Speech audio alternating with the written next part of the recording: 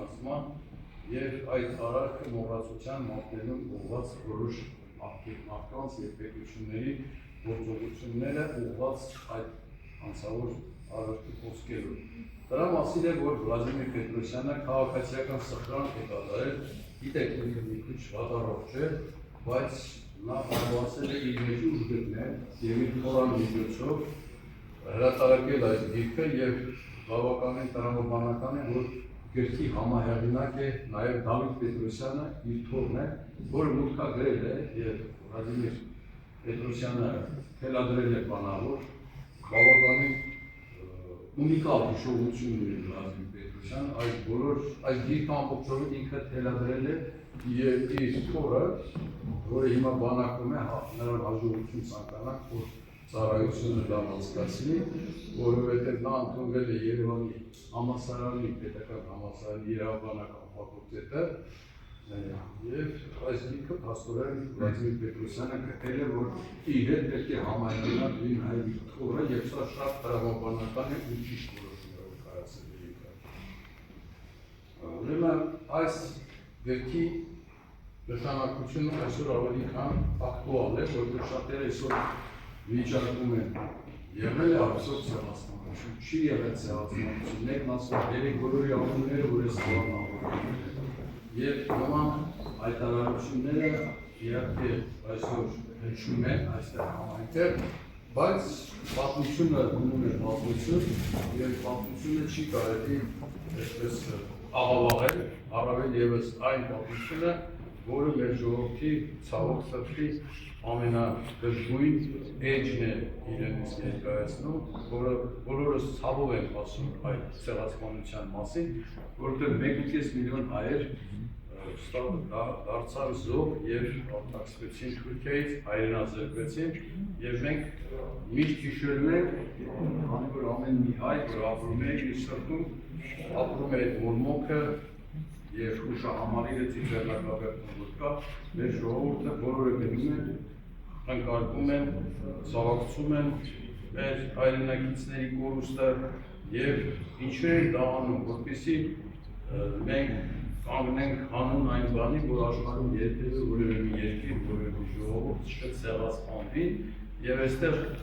ես հիշել եմ, ես չէ, Վլադիմիր Պետրոսյանը հիշել է լրագրող եւ գրող Յուլիոս Կուչիկի իր գրքում զետեղած մի հետաքրքիր միտք, որ ասում է մարդիկ ես ձեզ սիրում եմ, մարդիկ զգույն եղեք, այս գիրքը նաեւ այդպիսի մի ուղերձ է աշխարհի ժողովուրդներին, որ կարդան եւ կանգնեն հանուն այն բանի, որ որևէ մի պետություն, որևէ մի ժողովուրդ, մի տար ժողովրդի ֆիզիկական գոյությանը վտանգ չսպառնա, առավել ևս նրան չհայրենազրկի եւ չդառնա նրա տարածքների տերը։ Սա է գրքի գլխավոր ուղղորդը, որ Վլադիմիր Պետրոսյանը մեզ ներկայացնում է։ Գիրքը շատ լավ ընթերցվում է, ես այն կարդացել եմ,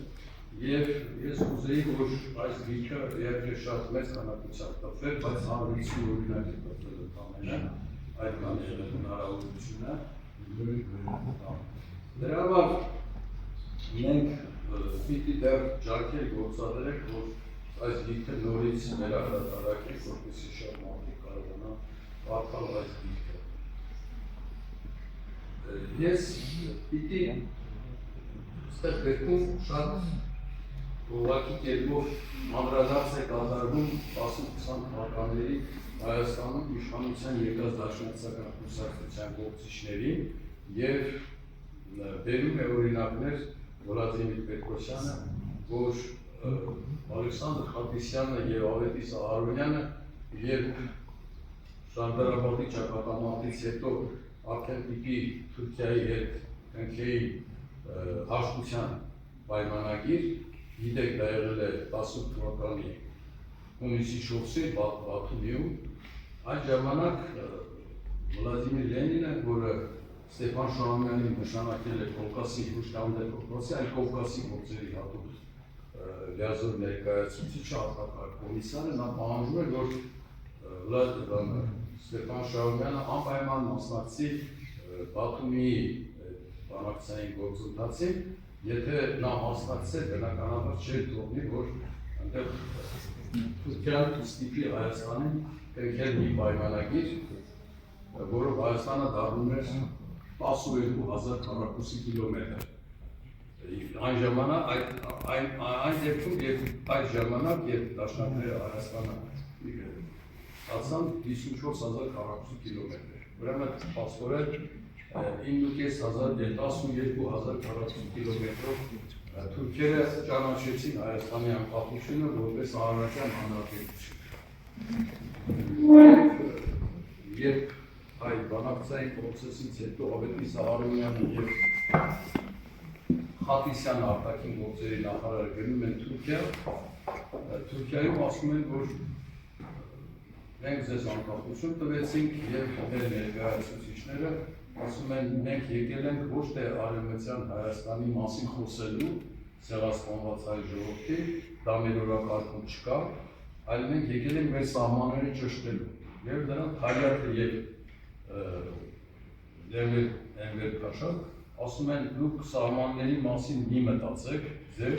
որովհետև մենք ձեզ առաջարկելու ենք, որ ստեղծվի Թուրքիա, Հայաստան և Ադրբեջան կոնֆեդերացիա։ Այսինքն ոչ մի սահմաններ պետք չի, մենք միասնական պետություն պիտի ստեղծենք։ Այդ մասին Վլադիմիր Պետրոսյանը շատ դիպուկ կերպով նկարագրում է մանրամասնությունները և բերում է մեկ օրինակ ևս, որ Դաշնակցական առաջնորդը գրում է, որ ռուսների հետ մեր հակասությունները պիտի պայման դառնան, որպեսզի Թուրքիան մեր նկատմամբ լավ վերաբերմունք դրսևորի։ Եվ երբ որ մեր պատվիրակության ղեկավարության առաջարկում են կոնֆեդերացիա, Ալեքսանդր Խաթիսյանը հեռագրում է Հովհաննես Քաջազնունով, որ մենք արդեն համաձայնվել ենք այդ կոնֆեդերացիա պետության ստեղծմանը, բայց դուք ընկերներին մի ասեք, այսինքն կառավարության անդամներին, որ աղմուկ չբարձրանա եւ ասում է, մինչև մենք վերադառնանք։ Այսինքն նրանք փաստորեն համաձայն են եղել, որ Հայաստանը կոնֆեդերացիվ դիմունքներով դիմի Թուրքիայի եւ Ադրբեջանի։ Պատկերացրեք Հայաստան ստեղծված երկու մուսուլմանական պետությունների առանց։ Տեսեք ինչ են ասում, եթե հայ ժողովուրդը կամենում է ապրել և ապահովել իր պետական գոյությունը հարատեղորեն, նա պետք է ունենա ոչ թե ռուսական, այլ թուրքական օրիենտացիա։ Եվ հետաքրքիր մի բան, 1920 թվականի դեկտեմբերի 2-ին, երբ կնքվել է Ալեքսանդրապոլի պայմանագիրը, և 20 թվականի սեպտեմբերի 23-ին գիտեք, որ արդեն Քեմալական Թուրքիան հարձակվեց Հայաստանի վրա և նրանք գրավեցին Պարսը, Կարսի ամրոցը, որ անառիկ ամրոցը 23,000 բան ուներ, զորապայան ուներ, կայազոր ուներ, 8,000-անոց բանակով Կարաբեքիրի կարողանում է գրավել։ Սովալ առանց կոշիկների չեն արձակում և գրավում են Պարս քաղաքը, որը պիտի ունենա 700 թնդանոց, բայց ականատեսներ են Գևորգ Յազիչյան պատմաբան Լիբանանից մի ընկեր գրել է Կարսի անկումը գիրքը, որը ես կարդացել եմ, այստեղ նա գրում է, որ ըստ ունեցած տվյալների իր այդ թնդանոթների մեծ մասը նրանք ծախել էին Դենիքինին և Կարսի ամրոցը փաստորեն մնացել էր անպաշտպան, ունենալով 1 միլիոն փամփուշտ, նրանք ոչ մի գնդակ չեն արձակել և Կարսը հանձնել են թուրքերին։ Այսպիսի մոտեցումներ են դրսևորել և մենք հայտնվել ենք այն վիճակում, որում այսօր կա։ 1878 թվականի Սան Ստեֆանոյի և Բեռլինի կոնֆերանսների մասին շատ հարուստ նյութ է գրքում զետեղված, որտեղ փաստորեն երբ որ 16-րդ հոդվածն էր Սան Ստեֆանոյի պայմանագրում, որտեղ Հայաստանը պիտի ունենար ավտոնոմիա, բարեգործությունների Գերմանիայի, Ավստրո-Հունգարիայի ընդդիմամբ տեղափոխվում է հարցը Բեռլինի կոնգրեսին և Բեռլինի կոնգրեսում էլ 16-րդ հարցը դարձնում է 61-րդ հարց և արևմտյան տերությունները Թուրքիայի հետ և Գերմանիայի հետ լուծում էին իրենց հարցերը եւ նրանց բոլորովին չէր հետաքրքրում Հայաստանի ճակատագիրը եւ այդ ժողովրդի ճակատագիրը, թե ինչ կլինի նրանց հետ։ Այստեղ շատ հետաքրքիր կերպով գիտեք, որ Քրիմյան հայրիկը գրել է եւ այդ մասին պրոֆեսոր Վլադիմիր Պետրոսյանը անդրադարձել ասել, արել որ մեր պատվիրակությունը որ գնացել է մասնակցել է Բեռլինի կոնգրեսին, նրանց ներս չեն թողել, որ մասնակցել իրանց հարցն քննարկում եւ նա ասել է, որ մենք գնացել ենք թղթե շերեփով, իսկ այնտեղ մեծ տերությունների երկաթե շերեփներով հարիստա էին ուտում եւ մենք չկարողացանք մասնակցել։ Մեծ ուշադրություն է դարձել ընկեր Պետրոսյանը այն հարցին, որ ինչպիսի ազատագրական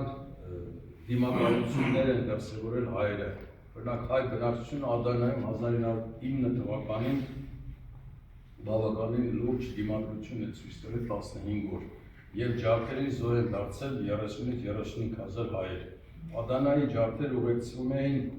նաեւ նյութական եւ մշակութային արժեքների ոչնչացման։ Դրանից հետո մի շարք քաղաքներում շրջաններում նույնպես մեծ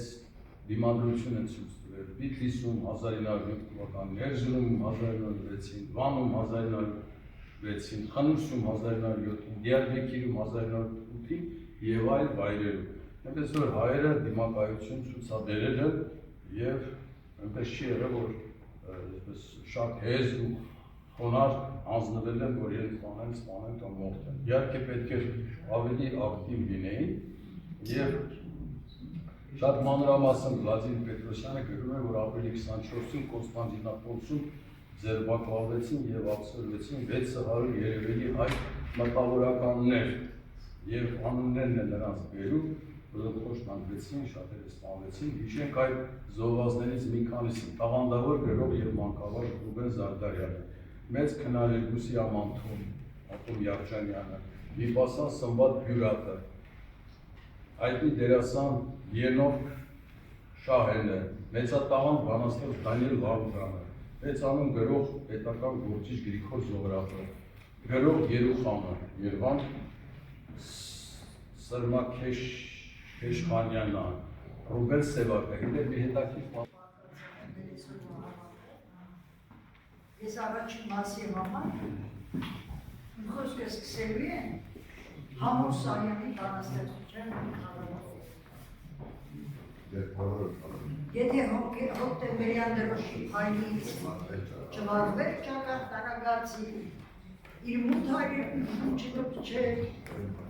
հայրենի երկիր Հայաստանից, ավելի երկիր, խավարի երկիր, հորքերի երկիր Հայաստանից։ Վերջում էլ ավելացնում է, որ իսկ հիմա ով կհանդեպնի դարձնել նորից խավարի երկիր, ցավերի երկիր Հայաստանից, երբ որ հենված արագացի, արև է տանում աշխարհների, արևի երկիր, գիտության երկիր, ջուլեմեսին երկիր, լույսի ծով երկիր Հայաստան։ Բայց որ աղտնանա, չտեսնի, որ տանում ով կարող է, արդեն հանդգնեցին և Ղարաբաղը հասնեցին Թուրքի։ Այսքան առաջին մասի համար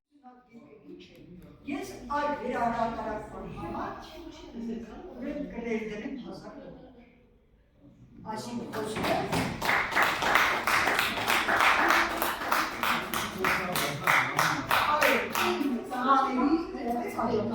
ես 3 որդի եմ մեծացրել, իրատարում ծալվոց, 3-ը ծառայել են բանակում, մասնակից են եղել առաջին բոլոր պատերազմների մեծ որդիս, որի տարիքը և նրանք շատ հայրենասեր են, Ղարաբաղի համար ամեն ինչ են արել և օգնություն չեմ կարող ասել, դա կլինի նրանց էլի մեկ հայրենասիրական ներդրում է Պետրոսյանի այս գրքի էլի նորից հրատարակման համար։ Այսքան շնորհակալ Ես շնորհանդեսին ցավոք առողջությունը թույլ չտվեց, խնդիրում էի չկարողացա մասնակցի։ Բայց իր ջերմ արմատները իր միջոցով ձեզ առաջիկայով ևս երևի թե ուստրծայվի Ուսերը մեր իստեղ դեպս ունենա երկի զրկի շնորհանոց Ստեղ մի քիչ ինչ մեզ միացավ նշեց մյուս ասել են երես հայերների անունները Վալդան Մաղոյանը ստեղա բովանավորներից մեկը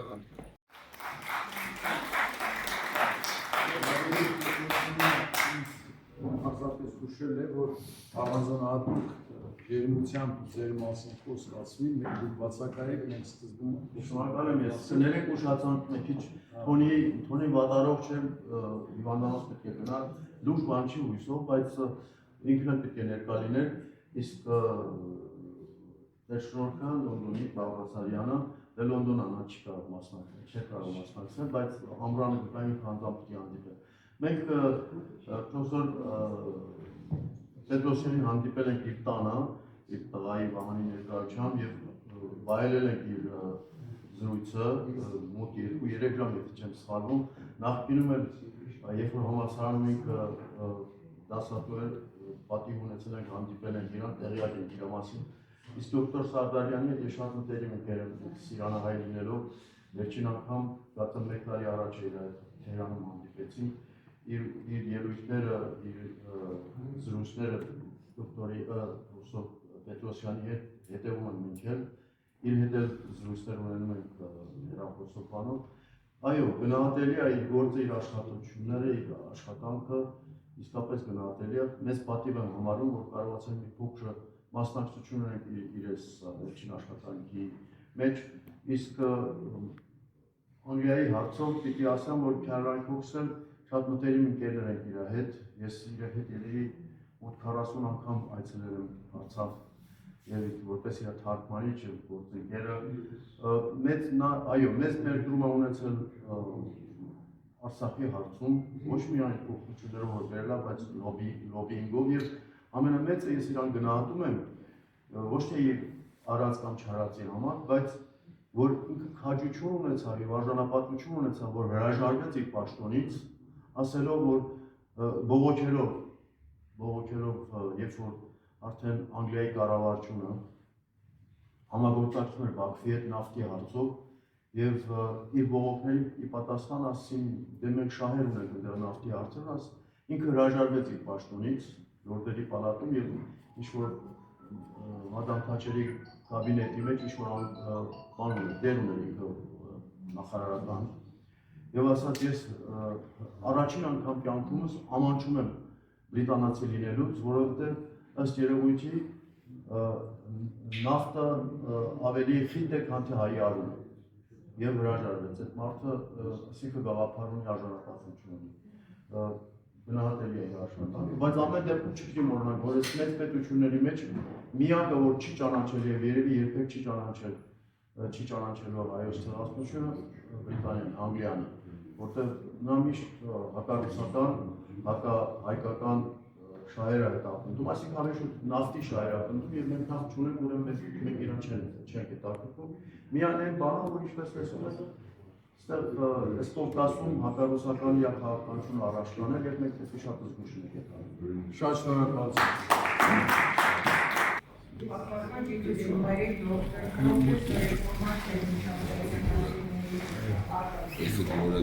մեծարգող Վլադիմիր Պետրոսյանը, հարգելի պրոֆեսոր Վլադիմիր Պետրոսյանը, շահության մշակութային հասարակական կազմակերպությունը, դրելով հայ ժողովրդի անմար իրություն, օրին հարգանքով և սրտանոց ճանաչությամբ, ողջունում և շնորհավորում հայոց հաշվառության հանձնվողջներ և հանցագործներ գրքի լույսը ծայր մանկապարտության հայոց ցեղասպանության 110-րդ տարելիցին հրապարակված այս աշխատությունը ոչ միայն գիտական նվաճում է, այլև ժամանակակից աշխարհի առջև դրված բարոյական ու քաղաքական անհրաժեշտություն։ Պատմական փաստերի խորքային վերլուծությամբ եւ անսասան փաստերով հագեցված գիրքը յուրօրինակ պատմիչ ժխտողականության ցանկացած դրսևորման դեմ ընդգծելով հայոց ցեղասպանության ճշմարտության ամբողջ պատկերը։ Դուք հարգելի պրոֆեսոր առանձնահատուկ վճռորոշ պատմական և հիմքային լինելու մասին։ Սիրելի ընկեր Պետրոսյան, շահման կազմակերպությունը ոչ միայն մեծարում է, այլև հպարտանում է ձեզանով։ Հատուկ երախտագիտություն են հայտնում գրքի հովանավորներ, պարոն Բագրատ Նազարյանին, պարոն Թոնի Կահվեին, որոնց շնորհիվ այս կարևոր աշխատությունը դարձավ հասանելի բոլորին։ Հարգելի պրոֆեսոր, մաղթում ենք ձեզ քաջ առողջություն, անսպառ եռանդ և սպասում ձեր հաջորդ գրքերին։ Կեցե ճշմարտությունը, կեցե Հայաստանը, կեցե հայ ժողովուրդը, հարգանքներով և խորազգաց երախտագիտությամբ Շահումյան մշակութային հասարակական կազմակերպություն։ Ծնվել է մյուս կուսակցությունը հայկական, որպեսզի լեզուս խաղկեղ չառաջանա չեմ ասում, որոնք նախապատրաստել էին եղերնը դեռ այն ժամանակ։ Ես Սաֆարյանը ասեց, Վլադիմիր Պետրոսյանի հետ մենք այդ թեման քննարկել ենք, որ Ստամբուլում բռնեցին այդքան հնչակների կախարան բարձրացրեցին, մի շաբաթ էլ չէին թողում դիակների իջացնեն թաղեն։ Թող ասեն մի դաշնակի, որի քթից հետո